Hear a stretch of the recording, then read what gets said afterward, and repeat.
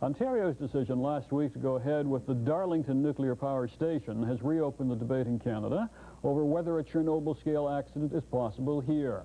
To discuss the issue, we are joined by Ian Wilson, the Vice President of the Canadian Nuclear Association, and in Montreal by Gordon Edwards, the President of the Canadian Coalition for Nuclear Responsibility. Dr. Edwards, if I can begin with you, do you think when the agency's meeting is over, we will know for sure what happened at Chernobyl and how it really relates to Canada? I doubt that we'll know exactly what happened, Norm, because human error, of course, we're always going to have human error. I remember Edward Teller saying he doesn't believe in the existence of a foolproof system because the fool is always greater than the proof. But we still don't know what caused that sudden power surge at Chernobyl. The report does not apparently touch upon that. I think there is still something hiding in the works there. Perhaps a pipe break, something which caused that power level to go up suddenly. Okay, the fact that the Soviets have said that there were serious violations of rules and orders here, that they made 6 serious human errors, they know what those errors are, and if those errors had not been committed, the accident would not have occurred. The fact that that type of error could not happen in Canada, does that give you any consolation at all? Well, I'm not convinced that that kind of error cannot happen in Canada. I know for a fact that we have had unavailable safety systems, and I know that safety systems can be incapacitated by operators, so there always is human error. Mr. Wilson, do you think that that type of accident, based on the accident in Chernobyl, could happen here? No, I don't think so, Norm. Basically, the training of the operators here would eliminate the type of error that we've seen. Also, in the CANDU reactor systems, the control systems, which apparently were bypassed in this case by the Russian operators, couldn't be bypassed by the operators in a CANDU. The computer would simply shut the units down. So that even if there was the human error committed that was performed at Chernobyl, the reactor itself would not allow it to take place? That's correct. It would effectively shut down the reactor. There are 2 backup safety systems in addition to the control system, and they would come into play and shut the reactor down. Why do you not believe that, Dr. Edwards? Well, I've been involved in safety studies here in Canada, and I think the weaknesses of the CANDU system do emerge under cross-examination, and they are documented in several reports that have been made.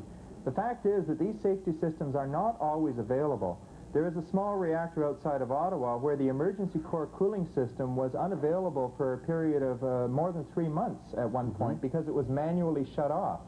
So these things do happen. They're also sometimes unavailable for mechanical reasons, not because of human error, but because of design error. Is it not true, Mr. Wilson, that there have been studies, for example, at Pickering, where we have the nuclear reactor, yes, and it found that there were several violations of rules, several mistakes had been committed? Well, I think what Dr. Edwards was referring to in the article that people may have seen in the newspapers last week, his particular example was a breach in containment, which essentially was a seal around the pipe going into the containment building. Now, that was discovered because we continually test these systems. The system of testing is even more rigid today now than it was then. And in fact, had an accident occurred when that breach was there, the pressurization of that building would last for a very, very short period of time, at which time the building goes under a negative pressure, so that anything that's released into the containment is being drawn in, it's not being released out. The vacuum building, but is it not true that if there's enough buildup that some of the gases would actually be vented into the air anyway? Well, yes, eventually you have to, if you had a very large release of radioactive gases into containment, you get to a point many, many hours later, something more like 24 hours later, where you have to vent that building. Now, what happens then is that venting is done through filters, and it's done selectively with consideration of weather patterns, so that you have a lot of time to do things properly. Like maybe evacuate the area? If necessary, but we don't believe it will ever come to that. That's still not good enough for you, Dr. Edwards? Well, I know for a fact that the Pickering reactors that are now operating would not be licensed today because they do not have adequate safety systems. As a matter of fact, there is one unit in the original 4 Pickering that doesn't have an adequate emergency core cooling system yet, and none of them have double shutdown systems, fast shutdown systems, as Mr. Wilson has said. But Norm, I think there's one essential point which we really have to focus on, and that is the fact that a nuclear reactor is not just a machine for generating electricity.